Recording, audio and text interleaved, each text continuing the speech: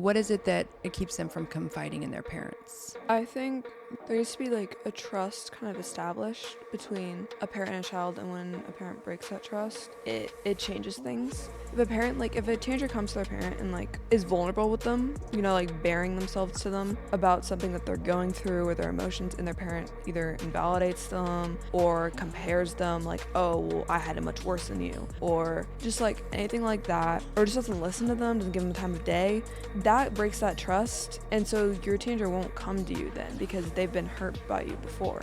They're not going to come to you again expecting a different result.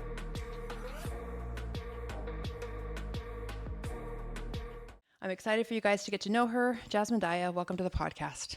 Good. I want to start by asking you something, that I talked about in the introduction there about how teenagers feel that their parents just don't get it. And you have said this to us a time or two. I know you have some experience with it yourself, and I know you have friends who do as well. So I want to start by unpacking this a bit. Where do you think that feeling comes from? Do you think it's a lack of trust that parents just don't know what is best for their teenagers? I think it's different for like a lot of different teenagers, but I think in general, what it is like, I think honestly adults are so different from teenagers. And so when you grow up, in general, you change, and then the people around you change, so you kind of forget what it's like to be a teenager.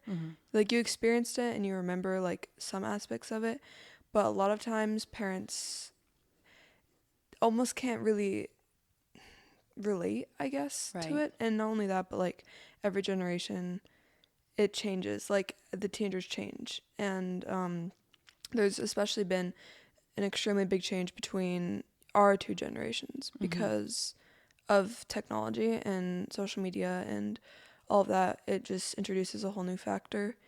And I just feel like in general, like our entire culture has just changed so much. Like, not only like it also like just politically, like everything, it's changed so much. Yeah. So. Yeah, and that's all you know, which is crazy. Yeah. And I mean, like, teenagers live on social media, and it's like when you absorb so much of that, it just kind of like becomes you, and then it becomes everyone around you. And so it's just like it's so much different. So when I'm just gonna use an example, Yeah. like I've said this like quote, that you just don't get it, especially to dad, when he would say like, oh, why don't you go across the street and knock on the neighbor's door, and when we first moved into this house, why don't you see if their daughters want to hang out? That's like not what you do. It's the root of so many arguments. Yeah, that's just not what you do in this generation. Maybe when you're 5 you could do that, but not when you're 15. So, And a girl, I think. and a girl, Yeah. yes. Girls, I mean, even in your generation they were catty, but I think especially now with social media, it's just like you go into comment sections and it's just like horrible, slanderous, like disgusting. So, and the girl won't be doing anything wrong. She's just probably pretty. So, yeah, but with the lack of trust thing, I think that I don't know. I think that teenagers just tend to think that they're right, like, all the time. And, like, I own up to that. Like, I do. I'm stubborn and I think I'm right all the time. And typically I'm not. But a lot of times it probably just comes from a feeling of not feeling like you're heard. So you just kind of go to. I didn't even think about that. That's Yeah. actually a really good point. Yeah. Not feeling like you're. So do you feel like the more we are able to acknowledge and receive what it is you're saying, the more you trust us? Yeah. Okay. I think so, because when a lot of times what happens is, like, especially in conversations when you're arguing, you're not actually listening to the other person. You're thinking about what to say back to like rebuttal what they say. It's not actually taking in what they're saying. So, and I think that it comes with a lot of arguments, especially from parent to child. And honestly, it's happened a lot with when we, not arguments, I would say, because we don't like argue. When we disagree about something. But we disagree, Yeah. yeah. And when we do, it's like I'm constantly just like searching my brain for, like, I'm not really listening to you. I'm searching my brain for, like, how do I rebuttal this? Because most of the time you do make very good points, and so, but I feel the need to defend myself. Not only that, but I'm just stubborn. That's just me in nature. But I think that's the case for a lot of teenagers. So Yeah, I can tell that's what you're doing. And I think that with that has come me recognizing the need to make sure you do feel heard, Yeah. so that you don't feel like you have to defend yourself, because it's not an attack. It Yeah. is, giving you guidance or coaching you in a direction or away from something or toward whatever. And you've always been stubborn. You've always wanted to be right. Yeah. And so I think for you, it's more about being right than it is about about making the right choice. But what I do notice about you is, like, if you want to excuse yourself from the discussion, which you often do, and return the next day or later on that day, you will, after giving it some thought, like, you like to give things thought, and then you'll come back to it and go, okay, I thought about what you were saying. Yeah. Yeah. So sometimes that's the answer, just to give your teenager the space to really think about what it is you're saying, that coupled with acknowledging that you hear what they're saying. Yeah, I also think just like in the heat of the moment, sometimes it's just like you can't really fully like grasp everything, and you're just, yeah, it's just emotions, man. And I think too, to your point about, not feeling heard or wanting to feel heard, I think that is also, that affects parents too. Yeah. Like, when we feel like you don't hear us, I feel like there's nothing more frustrating than, I mean, that goes for every relationship. That goes for marriages, that goes for friendships, that goes for, you with your teachers, and you want to know that they are hearing you. Yeah. And I think that we as parents also get really frustrated when we feel like our kids aren't listening to us. Yeah, no, I bet. Yeah. And I think that's when whenever we have had, I think I always say, like, Jasmine and I probably get into it twice a year, where we really get into it, where we really Yeah. have like a strong argument, to where it's where, like, we throw our hands up in the air and be like, I can't with you anymore. Kind of like that, like probably twice a year the last few years. Yeah. Other than that, we're pretty good at communicating, and knowing what each other needs in the moment in order to get our points across, and give each other what the other person needs. But I think that those arguments are the ones where we're really not hearing the other person. Yeah. Yeah. Yeah. It's a really good point that you made. Yeah, I hope the parents listening are going to take notes on that. Yeah. Also too, when you're talking about generational differences in social media, that is, you said something actually in our first recording of this episode that bombed because we didn't get the audio. You mentioned back in our day, bullying was going up and intimidating a child or a student or whatever in person and saying, give me your lunch money. Yeah. And now what is it? Well, now, so people don't ever really say things to your face now. At least where I live, I know it might be different in other places, but it's all just like over social media or gossiping, which gossiping has been around for a long time, but now it's like basically only what it is. And yeah, honestly, and just like really just talking about other people's backs, because everyone's too scared to go to your face and like say anything. Right. So, which is like even more, it's just like, if you're gonna say something, say it to my face, type of, So weird. because you can't defend yourself. Right. And so it's just like, and that's how gossip spreads. That's how your name gets like tarnished, and then it's like it's completely out of your control because you can't, like, you're not put in a situation where you're confronted with that so that you can defend yourself. Yeah. Yeah.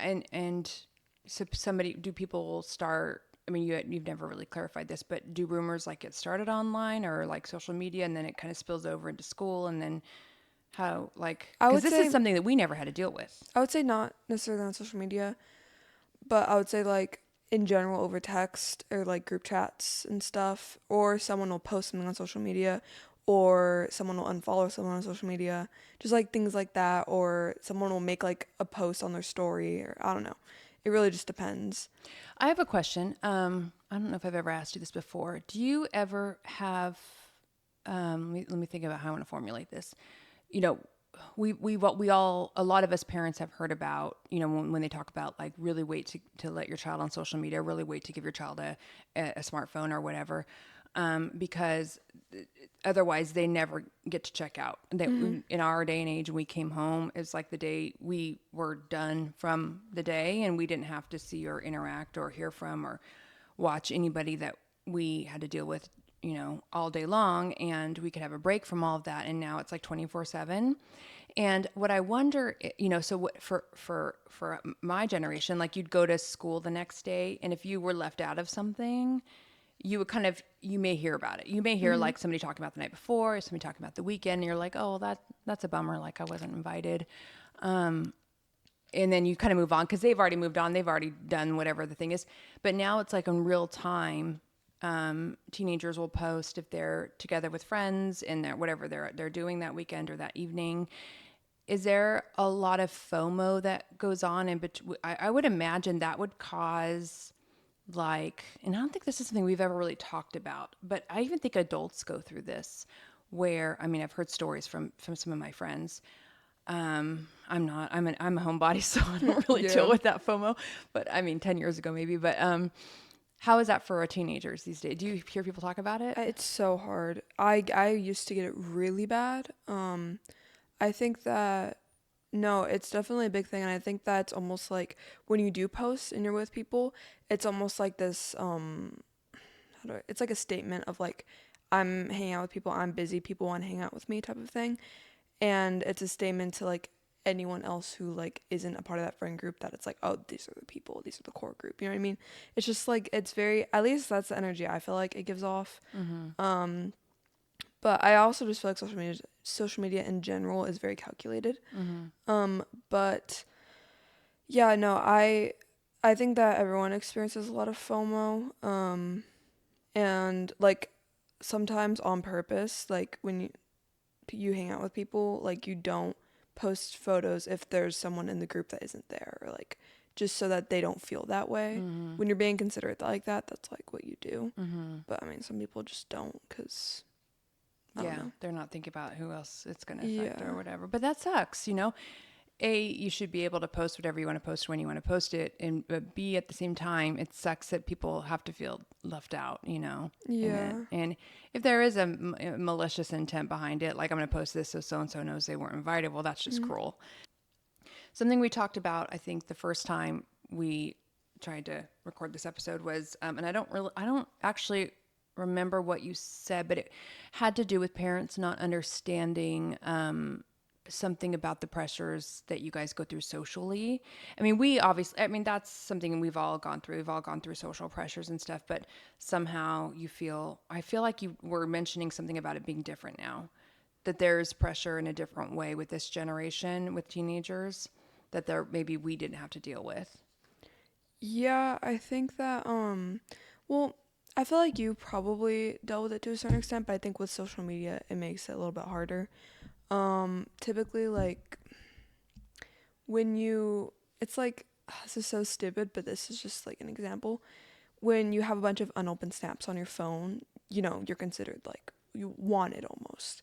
Like for me personally, I don't. I mean, I have been because I just don't want to respond to people. But there are some people you just scroll and scroll and scroll, and it's just a bunch of unopened snaps, and it's just like that's just Why? they have so many people snapping them. I don't know, or they leave them undelivered for a long time. But it's a weird statement of like I am popular, I am wanted. It's weird, but And it's a they do that thing. on purpose? I mean, I think for some people they're just horrible at texting. Like I know people that are just that way. Yeah. But Like some myself. yeah, I feel like some people honestly, it makes them feel important. And I get it like cuz How do when you you know that? have How do you know that that's the case with people? cuz I've experienced it from my own like that's just like Oh, people that don't get back to you? People that don't open your yeah, and it's also just like if I have a lot of people texting me or like reaching out to me or whatever, I feel like wanted and nice, and it does feel nice, like it really does. But it's addicting. It's like I remember I forget who invented the like button or whatever, but he said that was his biggest like regret in life. It was like Mark Zuckerberg's like Yeah, who I don't know, knows? Yeah. but yeah, it's like that almost, and it's like it's the same for like followers, it's like okay, this many people follow you, or yeah, So that's like the honestly. new street cred, the new popular. What determines whether or not you're popular is like that is something that we didn't have. Followers, Mhm. likes, Yeah. unopened snaps, I guess. Yeah, exactly. And Yeah. it's like And parents would not get that. You're right. They wouldn't. And I noticed, I'm like, okay, so I know who is like popular at my school. I go on their Instagram and I'm like, okay, 1,000 followers. Yeah. Cool. And it's like me, 100. So it's Yeah. just Well, like, you to be fair, you have not been on Instagram that long because you that's had a true. mom that wouldn't let you. Yeah. So. But it's like, that's just like an example.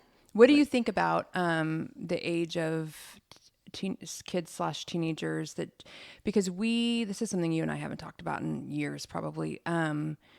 We decided that we were not going to let you on social media. At least not. I mean, you had like a slime account I think on Instagram like briefly, and then like don't. a cheer account for like not very, and I think they're even still up. But I can't take them down. it oh really?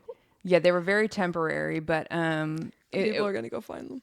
yeah, but you were not like you posted a couple of things and then that was it. Yeah. And then we just said, you know what? No social media. Yeah. We're no Snapchat, no You Instagram, never let me no have Snapchat. TikTok, no none of that until you were 13, I think. Yeah, I was And 13.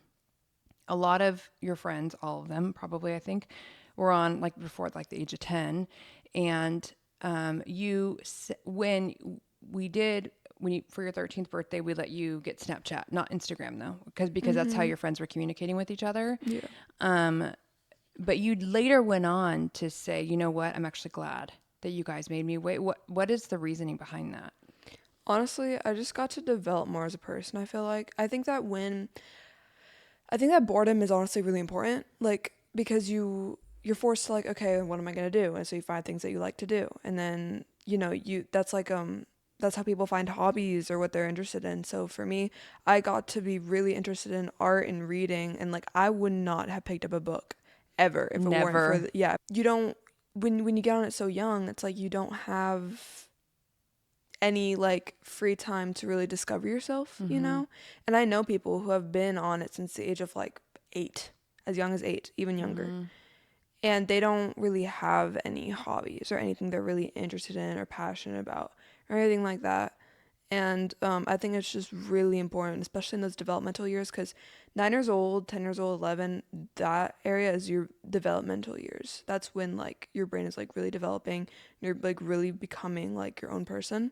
Mm-hmm. And that's so important to like not like you shouldn't be influenced. And like we're seeing this is a really big joke on TikTok right now, a huge epidemic of these 10-year-old Sephora girls who are 10 years old and who are buying all of these like skincare and makeup products and like even younger, even like 7. Mm-hmm. And like, listen, I liked makeup at that age, but it was for fun. It was like art. I never wore it out or I never, you know what I mean? Mm-hmm. And it's just like this epidemic of these kids and they're into all of these like like older people stuff, like 17-year-old Teenager girl. stuff, yeah. Yeah. Teenager And 20s, college years, yeah. yeah, and that's a whole different conversation because honestly at this point there isn't really a tween stage for kids anymore. Mm-hmm. But basically it's just like The younger they get on it, the more the sooner they're exposed to things that are yeah, they're yeah. cuz that's I mean like that's what's marketed to them at this point. Yeah, it's funny when I think I didn't put it together, but when I think back about the story that you told us, I mean, we knew when it happened, but about when you first started reading, you read it was like on good or what is it online that where you can read a book, pick a book to read online. You were at Sophie's Oh, it house. was at my like yeah, it was at You're my at little Sophie's house, and Sophie was there was like probably this sketchy website that like it got taken down. I was like, "Oh, they you had can like get free books for free." books. Yeah. Yeah, and Sophie was probably on her phone, probably on social media. Your friend who's 2 years older than you, Mm. and you didn't have social media, and Yeah. so you found a book and you read it, and that from that point forward, you were hooked Reading. on reading.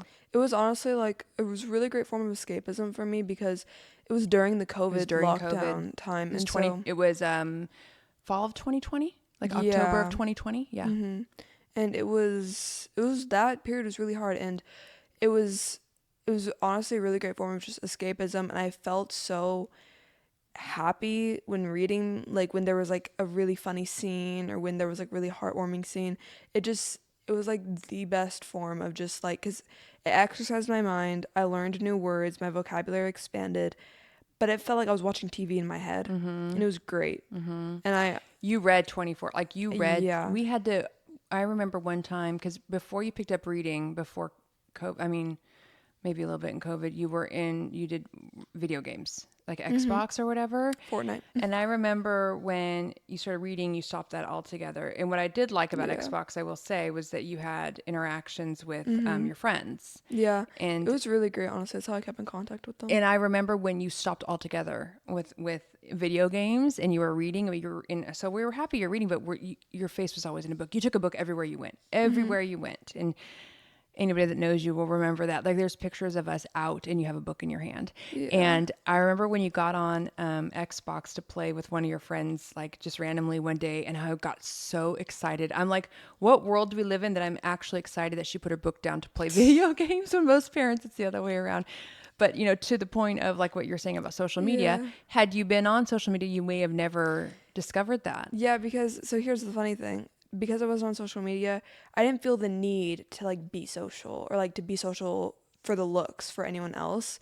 It was I almost took pride in the fact that I was different, you know? And I think Yeah, and you gained confidence because of that, I think. but I also think see there's a balance because when I got reintroduced to society because I was severely socially awkward and I was very Antisocial. secluded, yeah, antisocial. When I got introduced into society again, I didn't really know how to like talk to people my age. It was really hard for me. And that's a lot of And people though during COVID. A lot of kids your yeah, age. yeah, I think so. But I think that some people kept in contact with other people like online. For me, I really didn't, and so it was really, really hard for me. I did get made fun of at my old school, and For it reading or for what? for a lot of things, just like the way I was, honestly, because You I were so just didn't. different. Yeah. Yeah, I was just different, and I just didn't understand, and I didn't really know, and I also didn't know any of like the TikTok trends or because people make references. TikTok is so ingrained into your mind. I make references daily, and you guys don't even know what I'm talking about. Like, and it's such a big part of our culture at this point. And so when you're But you were late to it. I was very late to it, so it was very hard for me. And when I did get on it, I think that it was like a good blend because I felt like, okay, I've developed as a person, but I'm also ingrained into society and I like understand, like so I can have a conversation with basically anyone, including people that are super antisocial and reading whatever, and then people who are on the other end of that spectrum, which is honestly, I've recognized that because I've taught, there's like, in every school, there are the kids that are like the outsiders and, considered kind of weird, but I would talk to them at school sometimes and I would just have a legitimate conversation with them. Yeah. And they're genuinely like cool. They remind me of me like back then. And so Yeah. it's like funny. I'm like, they're cool people. I don't know why they get made fun of. Yeah. I don't know. I don't know either. I mean, you are definitely part weird. Oh, But it's what thanks. makes you, no, in a good way, it's what makes you you. You're definitely not like everybody else. I Thanks, mean, I love Mom. it when you refer to like some of your outfits, you'll say like, it's my basic white girl outfit. Yep. Like they like, Right here, right now. like you, Got my yeah. Lulu Define jacket. And this is how, I mean, you just started dressing like with pink and stuff, but you I'm were like embracing it. dressing in a way that I'm just like, oh my gosh. And you just did not care. And because you were not influenced by anybody else, but Yeah. I'm glad you got the bag lady look or whatever that look was Yeah. that you were. The pendulum swung one way, it's Oh my going the gosh, other. thank goodness. It's evening out. I just want you to look like clean. And Thanks, Mom. that's all. Okay, so switching gears a bit. Okay. Something we discussed a few days ago when we started brainstorming. We talked about how parents and teenagers will sometimes be on opposite sides when it comes to priorities. That the parents tend to be more future focused, putting emphasis on areas that will be more important later on, and where the teenager's focus tends to be much more short term. And I always say it's the prefrontal cortex because you guys can't predict the consequences of your actions as easily, and that doesn't happen until you're 25. So I don't know if that has something to do with it, but I do notice that like the priorities of a teenager are much more like what is important today. They're not thinking about their future, and their parents are oftentimes that's all they're thinking about. So with your own observations, what you're seeing in trends, and even in your own experience with whatever you're comfortable sharing, what are your thoughts about them having such different priorities and like what? Yeah, let's start there. Well, I think so. First of all, I just want to say, like, I think both sides are honestly very valid because at the end of the day, like, it's a teenager's life, it's their future, and so the parent obviously wants the best for them. So I do respect that. I think that there's a balance though, because a lot of times it depends on the age of the teenager because they can be 16 and working and also doing school and sports, and it's a lot to take on. I think that a lot of parents tend to underestimate like just how much their teenagers are taking on in a day, going through. It's not just that, it's also, their social life, drama, relationship problems maybe, it's a lot. And so I think that the emphasis that parents put on it, it's valid, but sometimes it's just like when it's so intense to where it's like they'll punish their kids for like getting a B or like a C plus or whatever. It's just it's really hard on the kid because the kid's probably already hard on themselves, Mm-hmm. you know? Mm-hmm. And it's like when you have that relationship with your parents where it's like, oh my God, they're going to kill me about this grade. Like, you don't want to, I feel like you don't want to live in fear of your parent. Do you see that? Um, well, my friends are more actually hard on themselves, but Does that come from their parent, or why are they hard on themselves? I mean, I know you used to be, they're but just ambitious, I think. One of them wants to be valedictorian. One, honestly, she just has her life together. And then the other, I honestly don't really, her parents are strict, kind of, but not necessarily with grades. mm-hmm. So I don't know. But like I remember growing up, like even in elementary school, like definitely there were a lot of kids that were like, "Oh my God, my parents would kill me if I got, a B or whatever." And I was getting like C's. But Mm-hmm. yeah, it was Yeah, you didn't really start caring about your grades until, well, it was like till I during watched COVID, Gilmore I think. Girls. Yeah, Gilmore Girls really inspired you, and I think it was like during COVID that you were binging Gilmore Girls, and then when you did go back to school, Took it serious. you were like way more than we are about Yeah. it. I mean, we want you to obviously do well, but you would put so much pressure on yourself. But yeah, I mean, do you think that our kids these days, I mean, what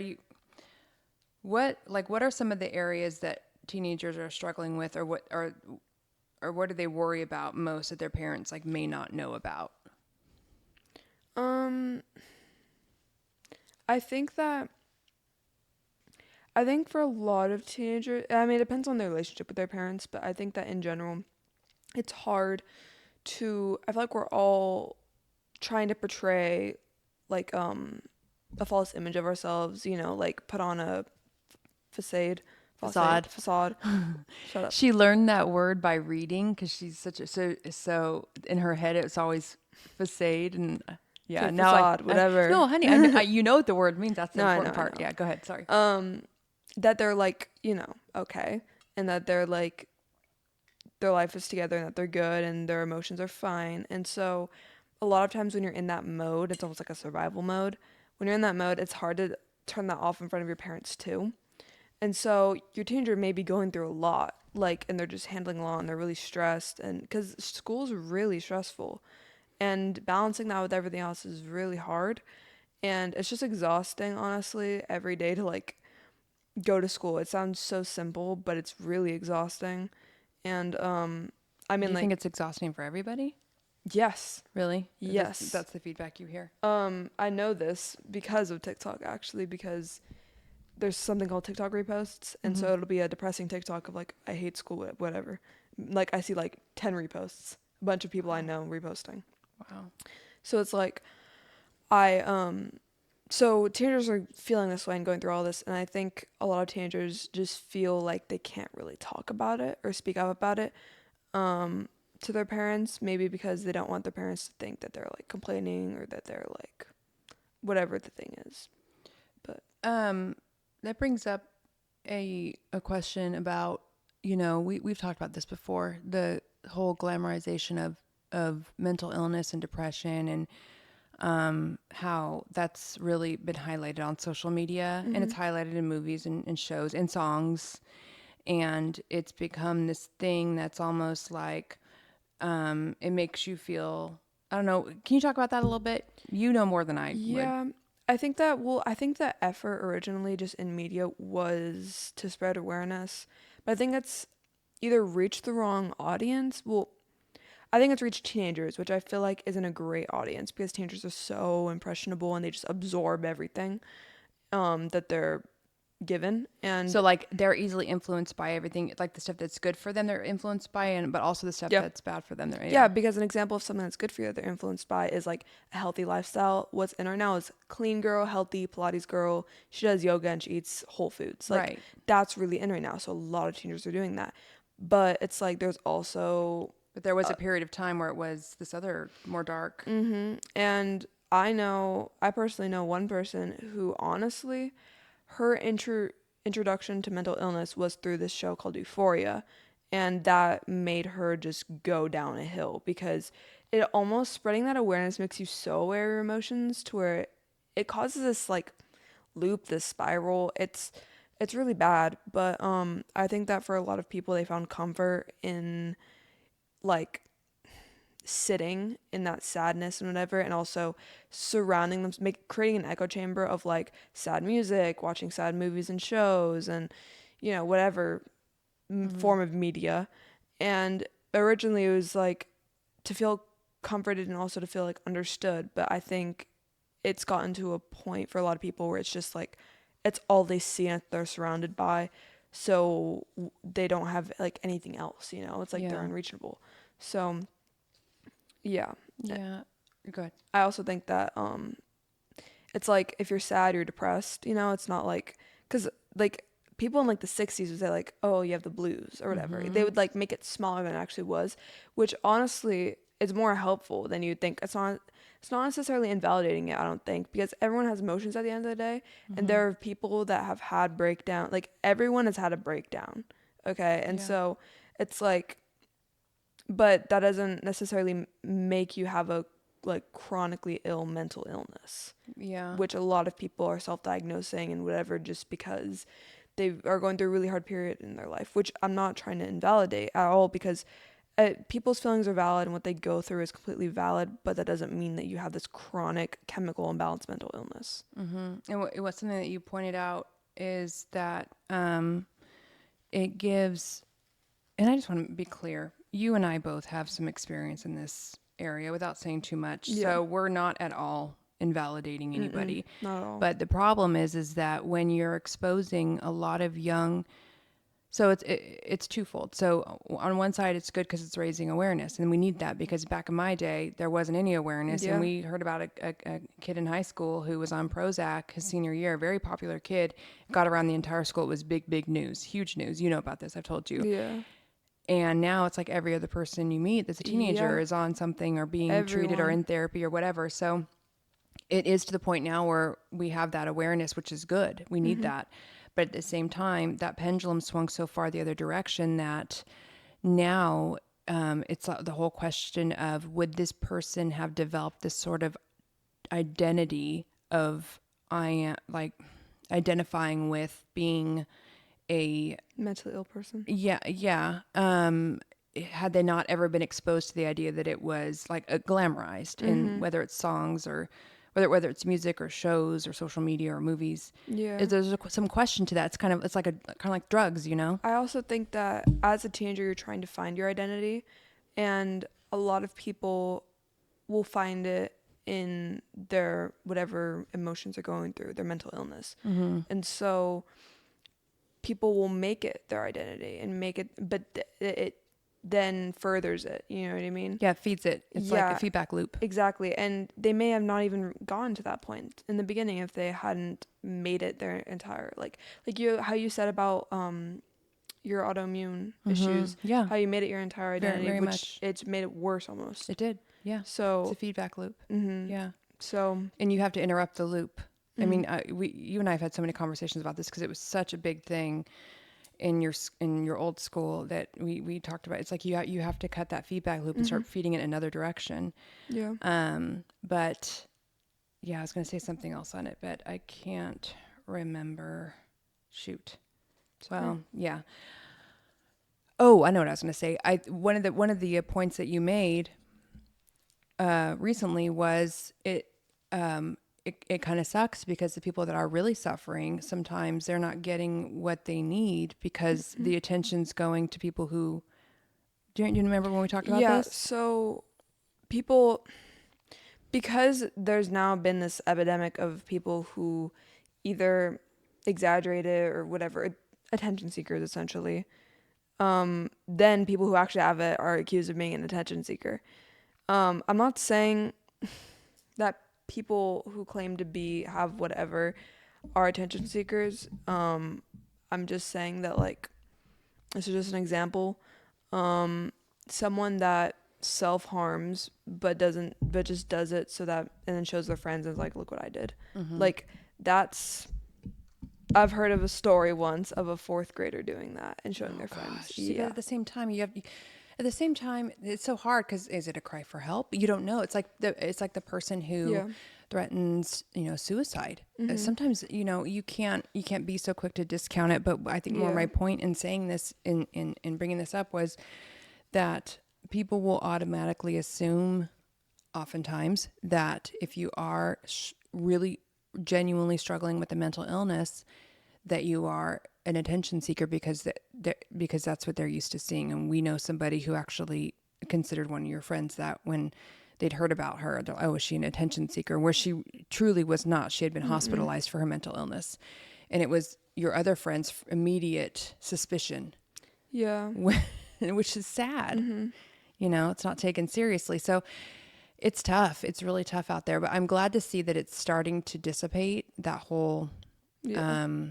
it being such a something that young girls are gravitating to. I think it's also important to Yeah. point out girls go through puberty, they're hormonal, all of this stuff happens around those early teen years, and that can be very easily confused with depression. I mean, you know how it is. I mean, Yeah. I still ride the hormonal roller coaster at 45. I mean, you're up and you're down, you're up and you're down, and it's like, That's just life. sometimes it's just sometimes it's not depression or bipolar anxiety. Yeah. Sometimes it's just, I also think your that cycle. I also think that as like a kid, you're just so like happy and good all the time for the most part. True. And it's like all of a sudden life hits you and it's all of a sudden this roller coaster and you're not used to it. So you see, oh, the word's depression and you're like, oh, that's me. That's me. Yeah, especially if it's something that's being really highlighted. So it's an interesting conversation. Yeah.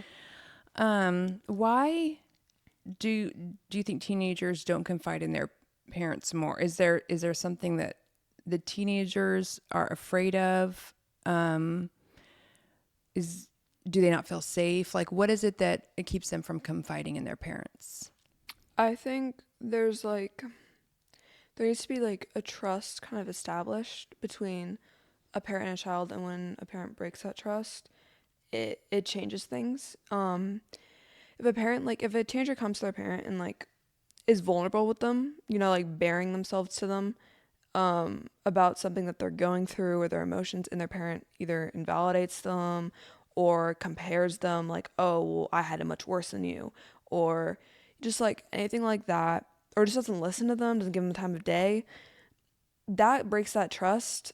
And so your teenager won't come to you then because they've been hurt by you before. And they can't just, like, they're not going to come to you again expecting a different result, And so it takes a lot of courage in the first place to come and speak out about something that you're going through, especially because the world nowadays, it is hard to, unless you have a really close friendship, it's hard to talk to your friends sometimes about things that you go through, because there is a stigma around it, like we were talking about. And so, or even if it's not even that serious, but it's still something, like maybe a breakup, I don't know, Yeah. their parent like invalidates them, or just doesn't listen, doesn't care. It's the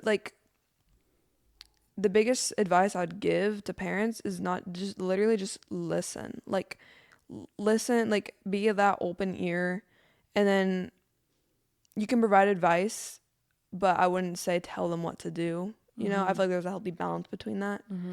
I know that parents love their kids at the end of the day, but it's like really showing it in those moments is very important. Like, I know that parents have like so much on their plate. They go to work and they come home, and it's just like this end of the day after you work, and you're just tired and worn out, and then your kid comes to you and you're just so exhausted. I get it, it's hard, but it's like your kid needs you. Like, it's it may not be serious to you, but you don't fully know. You know, you never fully know. And worst case scenario, what if they've been going through it for so long that they do something stupid and they end Yeah. up like hurting Yeah. themselves? You will live in regret like forever. And that's obviously the worst case scenario.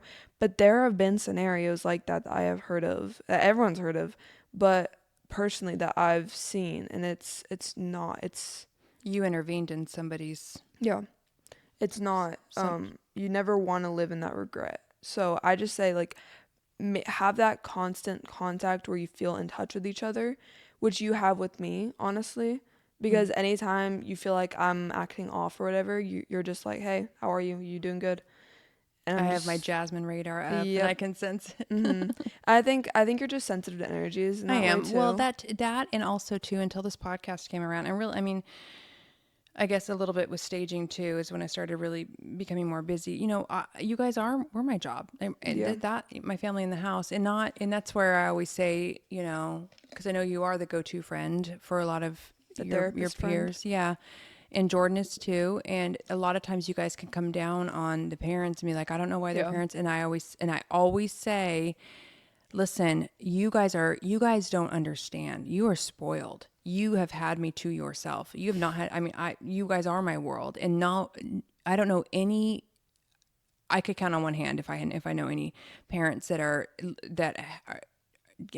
have chosen to do that because it is actually what they enjoy, you know? Yeah. And, I just have grown so, I've really like settled into it, you know, into the life of being a stay-at-home mom. And I've really enjoyed being a mom. And the listeners know if they've heard my previous episodes that did not used to be me at all. But, most parents have to work. Most parents have other Yeah. things going on. And, they don't have the same bandwidth and capacity, and that's not their fault.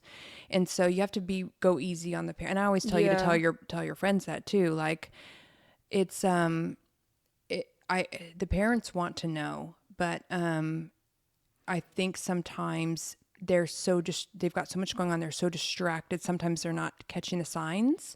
So it's at that point, the teenager should not wait for the parent to say something. They should, you know, approach their parents and say, is there a time that we can sit down and talk? And I know I missed when you were really going through a difficult time. I missed because I started getting busy with staging a year and a half ago. I missed, you know, some signs that you were just not doing well in the school you were in, and you know, lots of stuff and everything.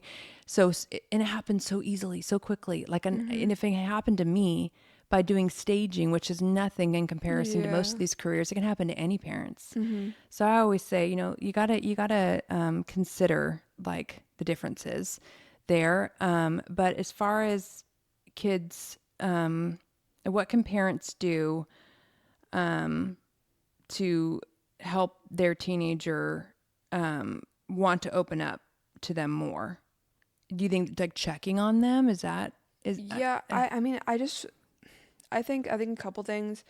I think kind of getting down to their level more, you know, not talking down at them from, you know, your parenting high point, but like coming down to their level and kind of just connecting and really listening and being like there for them and like putting your full attention and focus onto them. You know, don't be doing anything else, don't be working on your phone, whatever.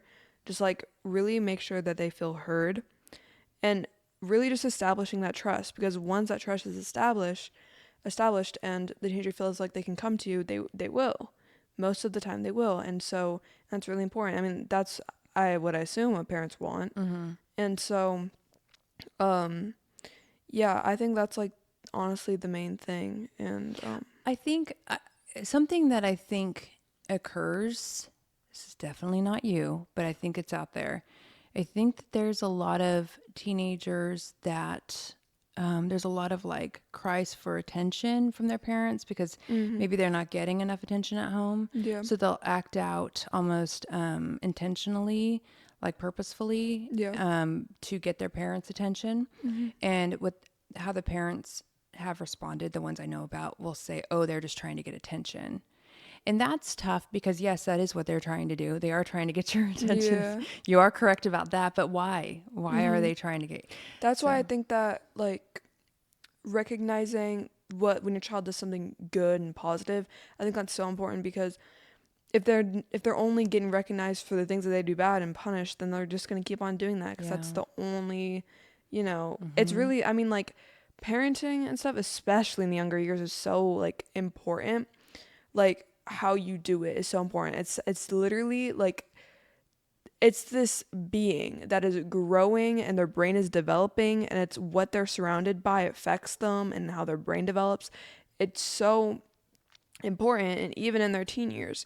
And so it's like, if I mean, neglecting is a strong word, but if you're, neglecting them, I mean, like they'll parent figures are so important. So if you it's really important for the teenagers to receive that those words of affirmation sometimes, Mm-hmm. the positive words of affirmation, because they won't they won't act out as you Well, said. and they're not. I mean, I think that the more you get acknowledged for the things you're doing well, the more you want to do well. Mhm. Yeah. Yeah.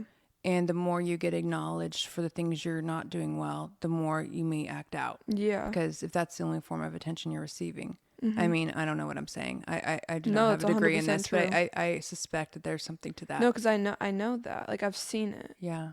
I had a I had a friend literally in elementary school who she got grounded like every other week, and Mm-hmm. Oh, I remember that. yeah, and but I mean she would just act out all the time, but her mom never gave her any other attention other than Right. that, it Yeah. gave all the attention to the younger siblings. Yeah. And now She she's didn't end up, yeah, yeah, she's struggling. yeah. She's, gosh, it's That's an just unfortunate situation. so unfortunate. Yeah. It's important though. Yeah, I think recognizing their strengths in every little thing. And I know you see you're not even a words of affirmation type of person, so you Mm-mm. don't like to be like, "Oh my gosh, you're so beautiful. Oh my Yeah, gosh, I you're don't so like to smart." be like But when we do something that or excuse me, when you do something that we know you've taken pride in, and anything you've taken pride in, you do really well. It's we are never going to miss an opportunity to tell you, and I think that that is a good practice to get into. That's what I think. And I think also too, if your teenager's struggling, I think one of the things I want to point out is sort of lead those discussions by asking questions. I mhm. always say that, like, ask questions about like, hey, okay, you're not doing well in school. You're not doing well in the subject. Okay, what's going on? Like, let's break it down. What's going on in class?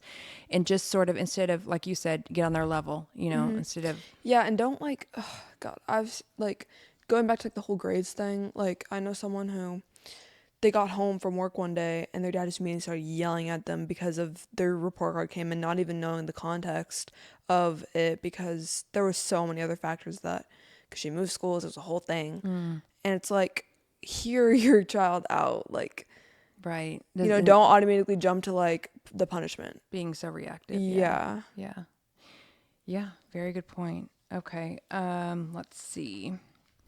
Let's switch gears a little bit.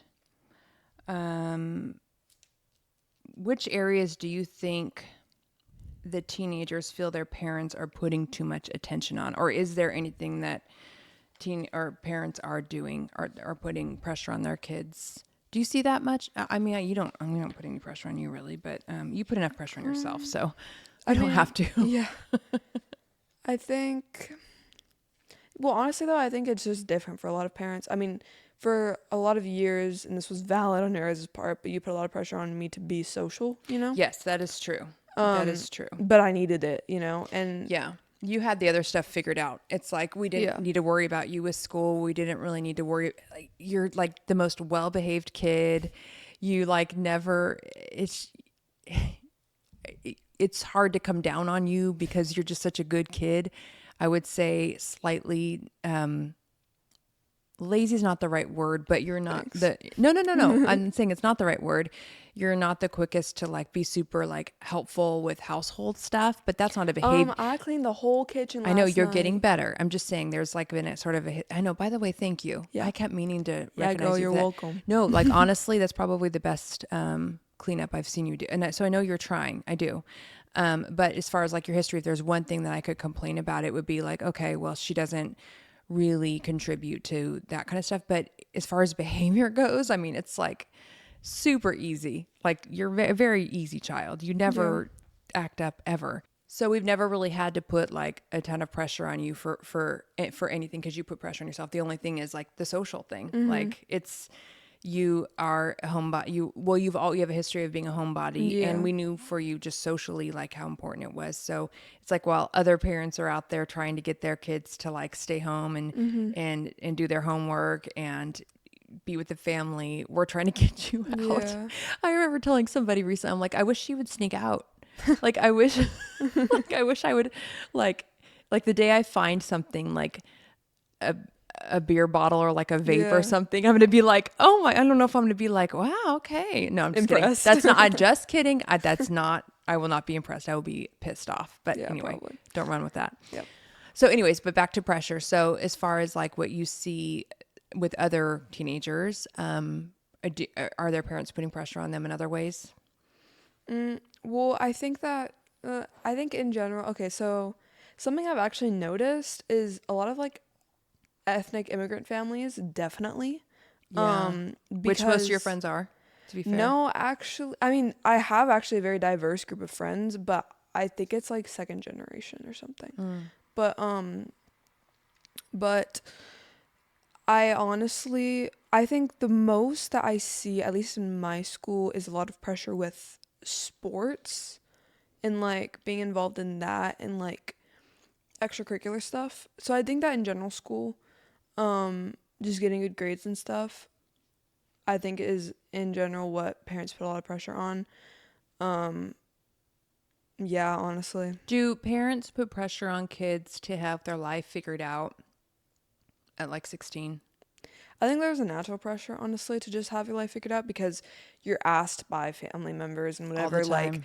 oh, what do you want to do in college? You're Or asked. what career do you want? Or, whatever, what do you want to major in? And it's a lot of pressure because you're literally you're a child. You are 15 and a half, and you get asked that all the time. And I'm stressed over it. I'm like, oh no. Because I truthfully don't know what job I want. Like, I'm interested in psychology.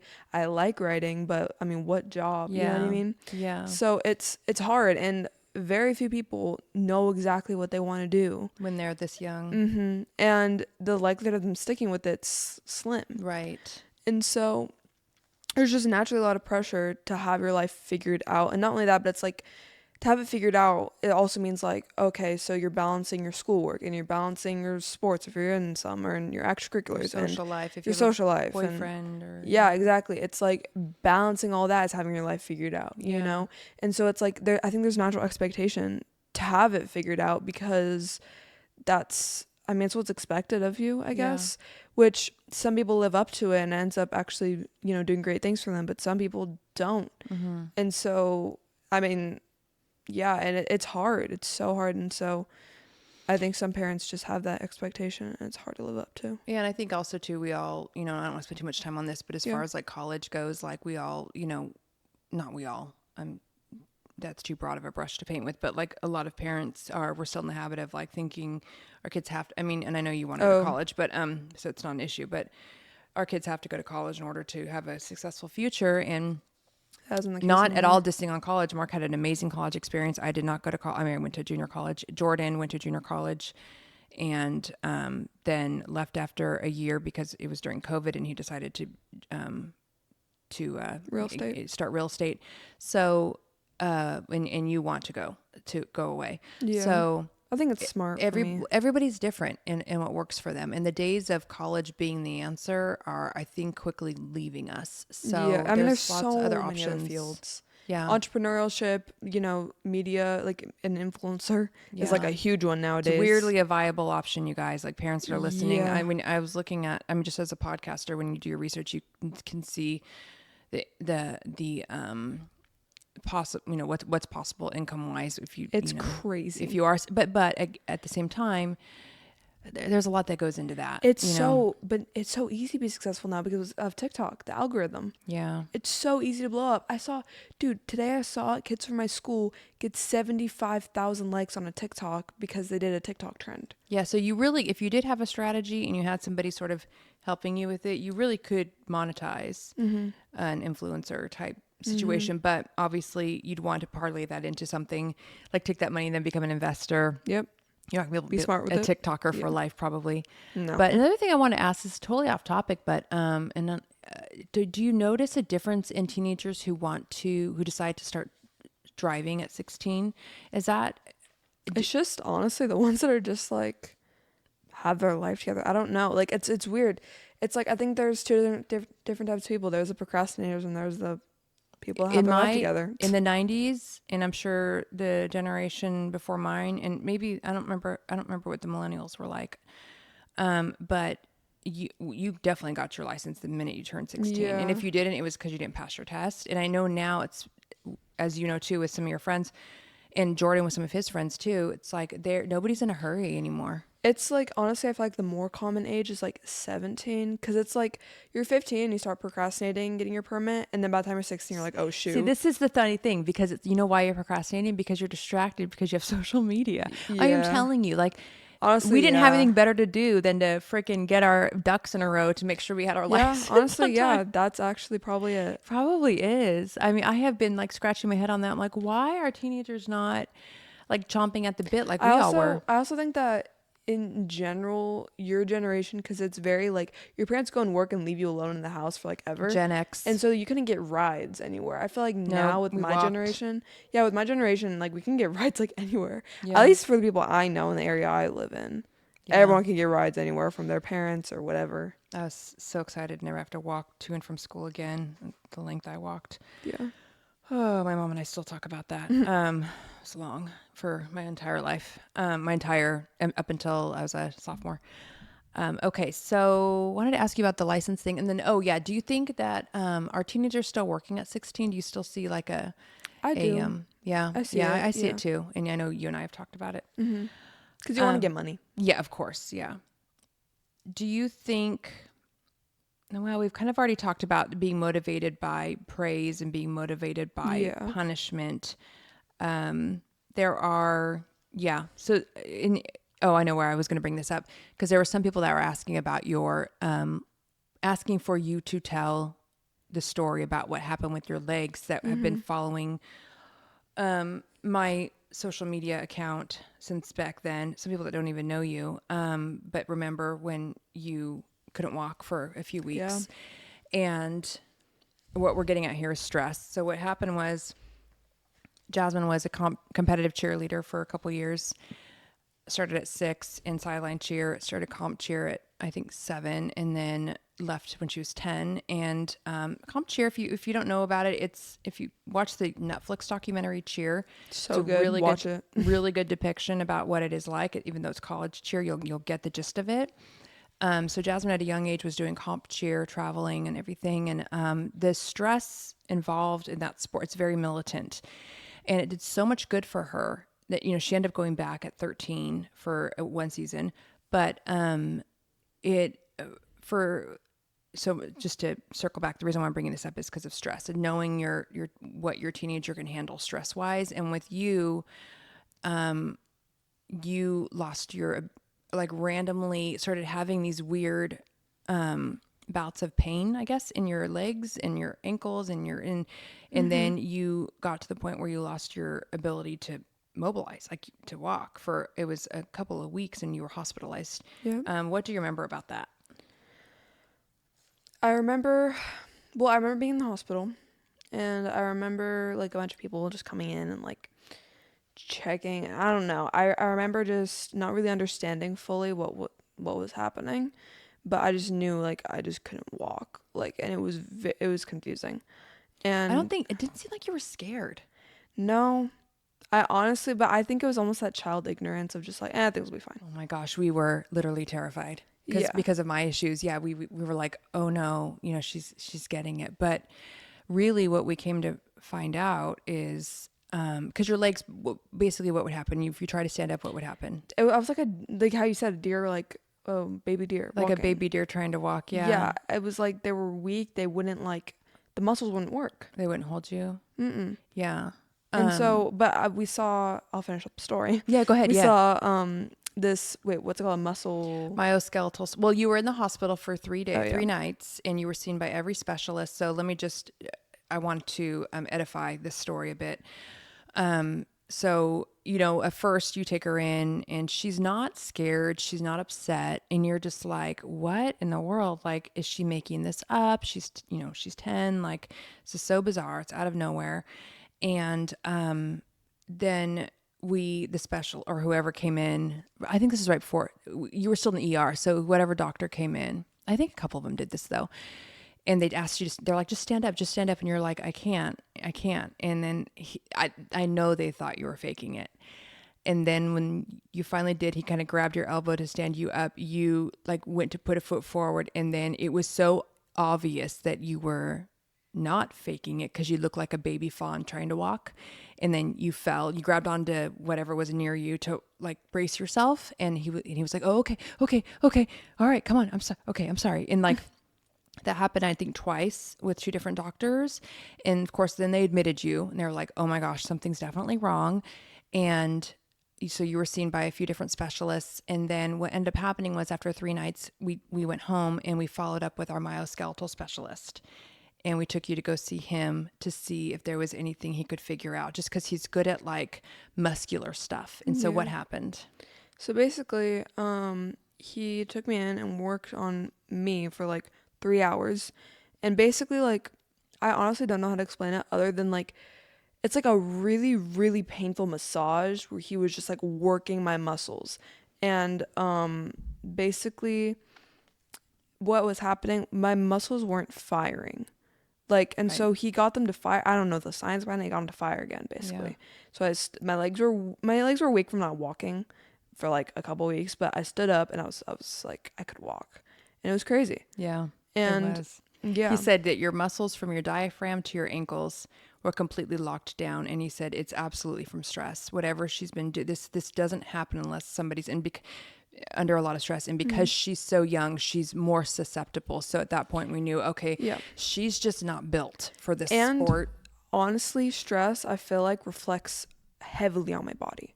Your body, yeah, absolutely. I mean, like last year, for example, losing all that hair, my deep eye bags, it was horrible. And it's because I was so And weight, stressed. you lost And a ton of weight. yeah.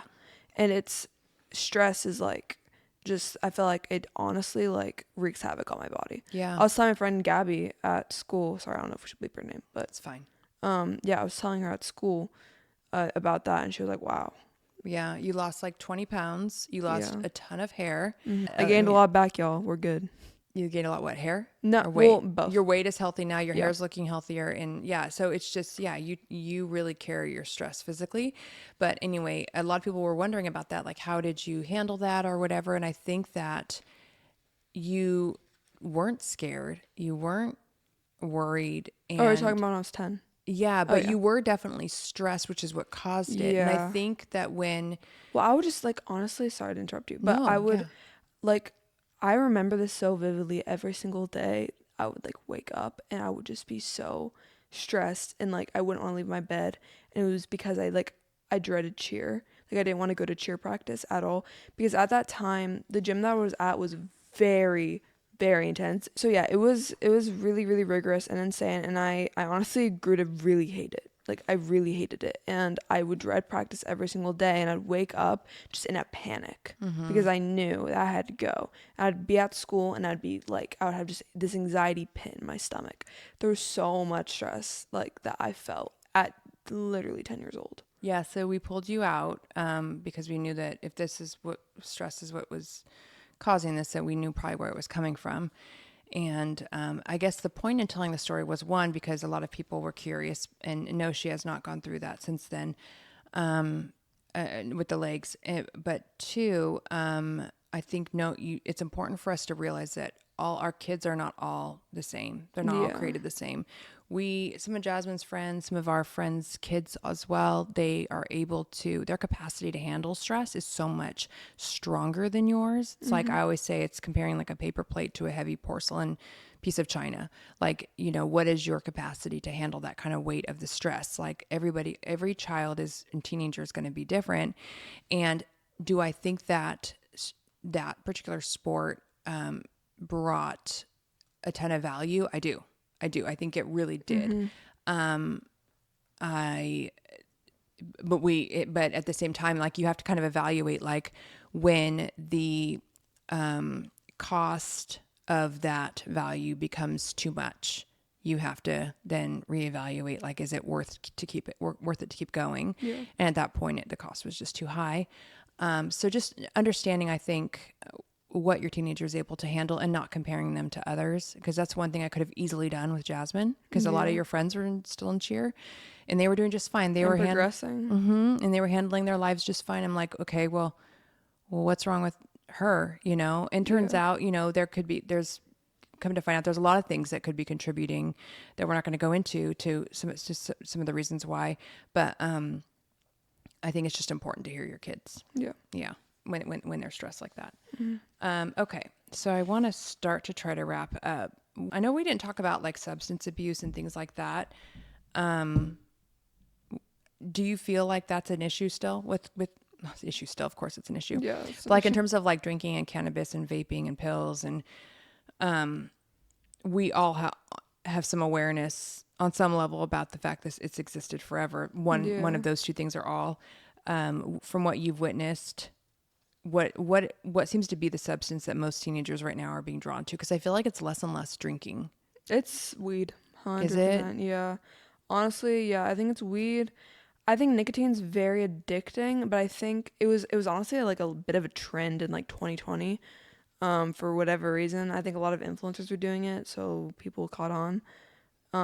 But I feel like people have now, like, they're like, ew, vaping, icky. That's good. Yeah, it's good, honestly. Very good. Nicotine's gross. But anyways, how would you know? well, I'm saying because it's literally chemically, like, formed in a factory. Like, it's not even...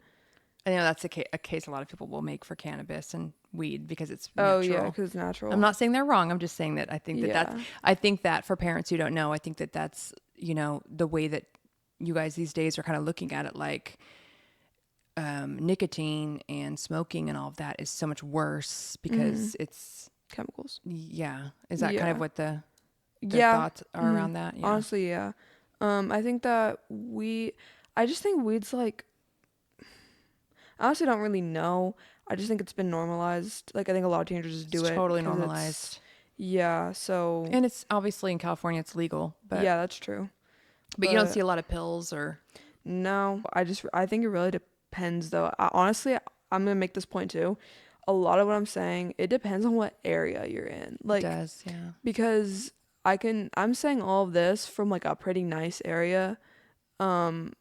But I know in a private school. Yeah, like I know so many like stories about obviously like, you have friends who live in different areas and go to public schools. So. Yeah, and they're exposed to way more. Yeah. All right. Well, as we close, I want to thank you for helping me with this episode. Tell you how proud I am of you. Thank you for doing this a second time with me. Yeah, honestly, this take was a lot better. I think so too. I think that we opened up a lot more subjects than we did. It was more of a conversation too. Yeah, I mean, I think the first time we did it, we didn't open up a lot of the subjects that we got to hit on this time, and also too, the first time doing anything is always going to feel the roughest.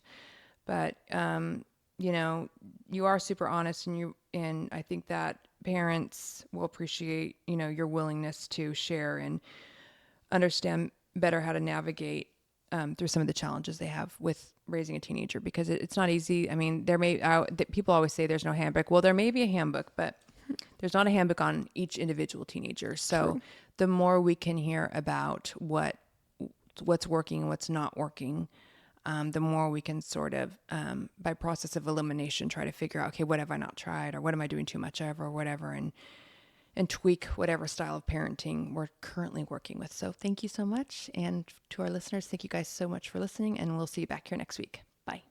Bye. Thanks so much for watching. If you guys enjoyed this conversation, please give it a like and leave me a comment. I want to know what you guys think.